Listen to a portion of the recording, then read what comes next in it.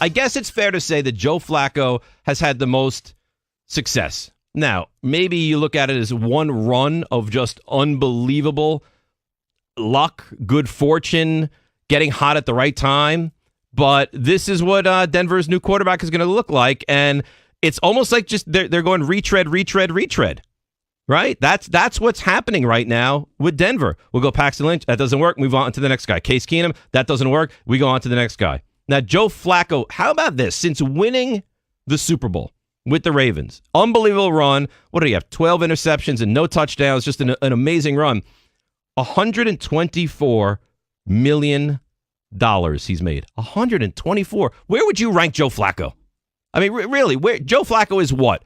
Is a middle-of-the-road NFL quarterback, right? That's what he is. That's what he is. Go around the league, and if I said to you, Joe Flacco, he's a middling quarterback. He's not an elite. He's not the bottom of the barrel. He's a middling quarterback who had one run, which was unbelievable. TD to interception ratio is 1.4 to 1. That's 34th in the NFL. First down percentage, 31%. That's 35th in the NFL. Yards per attempt, 6.5. 35th in the NFL. So you look at what this guy has done, or on the flip side, not been capable of doing. Maybe he needed to change his scenery. Maybe he needs a new offense. Maybe he needs the mile-high air. I don't know. But do I love this trade from Denver's standpoint? Do I think you ultimately win? And they have a defense which is elite. And let's be fair. You look at that defense. You look at Von Miller and Chubb, and they're capable of getting to the quarterback, and their secondary is still good. I don't love this trade. Now, I guess you give very little if you're Baltimore, or get very little if you're Baltimore. But the flip side of things, I don't love this trade. I don't think you're going to win a Super Bowl with Joe Flacco. And isn't that the ideal here?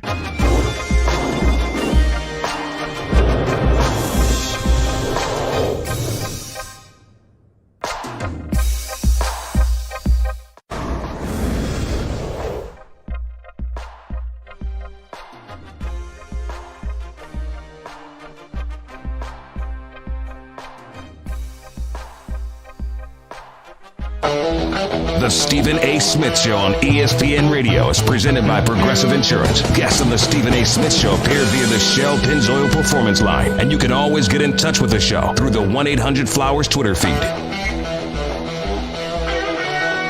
And you folks know you can always get triple action protection for optimal engine performance with Shell V-Power Nitro Plus Premium Gasoline. It's Will Kane filling in for Stephen A. Smith today on the Stephen A. Smith Show on ESPN Radio, Sirius XM Channel 80, and on ESPN News.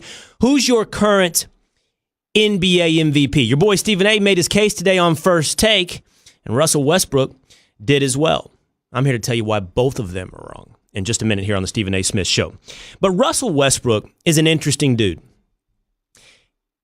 Last night, he gave his opinion on a few things, including, as I said, NBA MVP, but he said something about the critics, which at times, I've been one of those critics of Russell Westbrook. Not this year, though. This year, the way Russ plays the game, the triple-doubles he's accumulating, the stats he's compiling seem to be going hand-in-hand with wins for the Oklahoma City Thunder.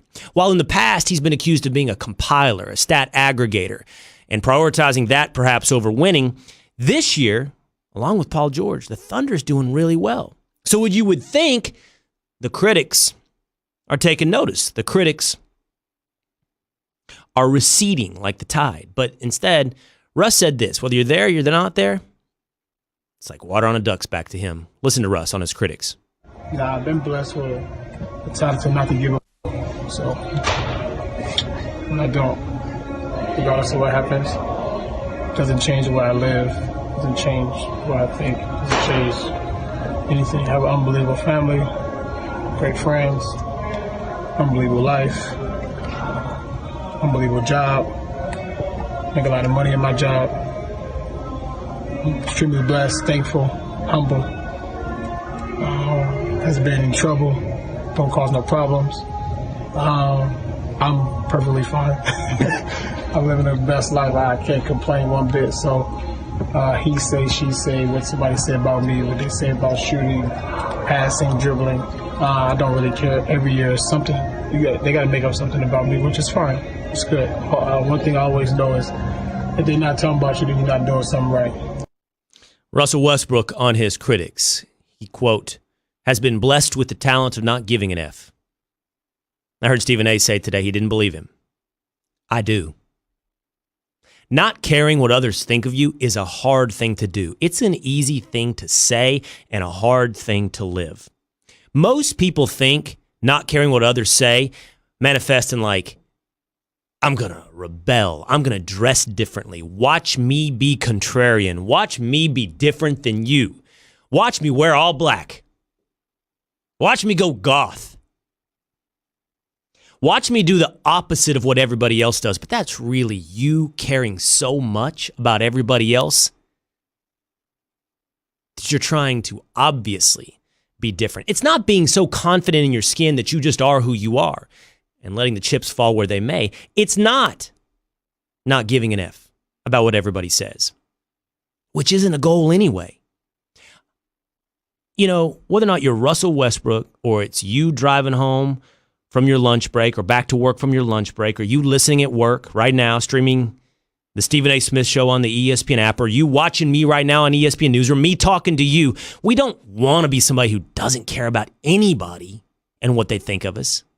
What we want is to be somebody who's very selective about the people we respect, very selective about the criticism that we receive, very selective about what we pay attention to, and most importantly, what we change for. And I believe Russ is that kind of guy. I listen to that.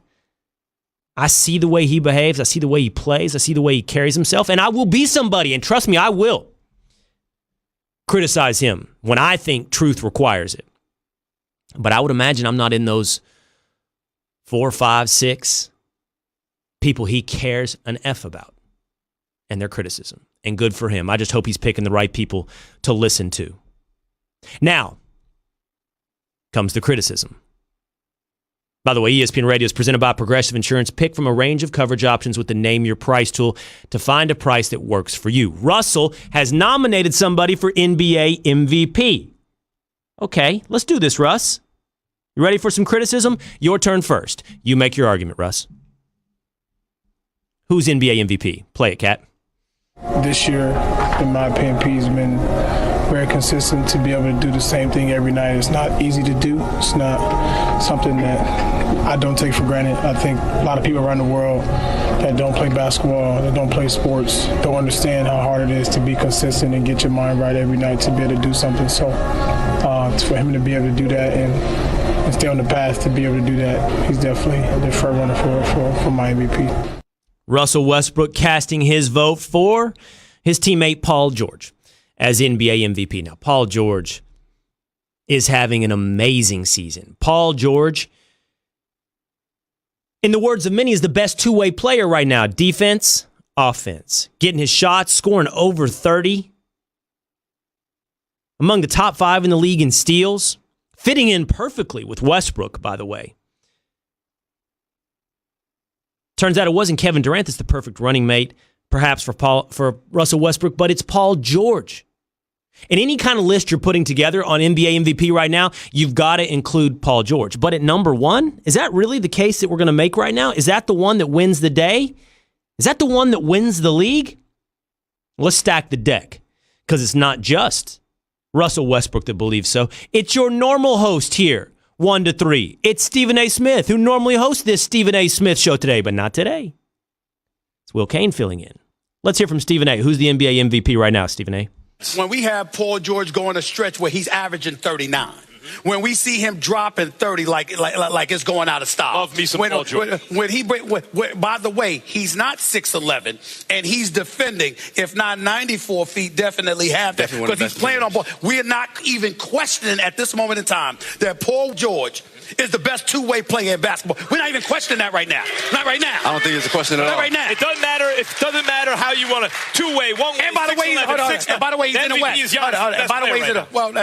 that's your opinion. It's not hard for me, Paul. When I look at and then I think about this.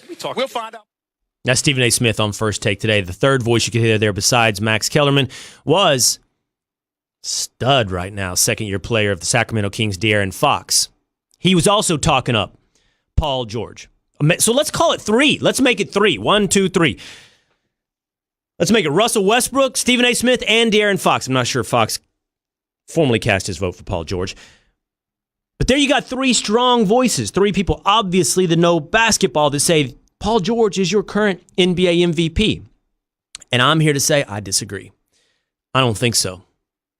I think he's on the list. In fact, I'll tell you exactly where I think he is. Here's your top 3 list right now for NBA MVP, where we stand today.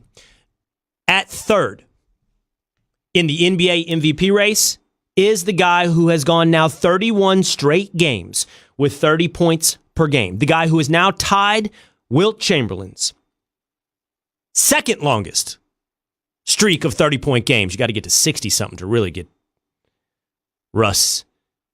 Wilt in your sights. But James Harden now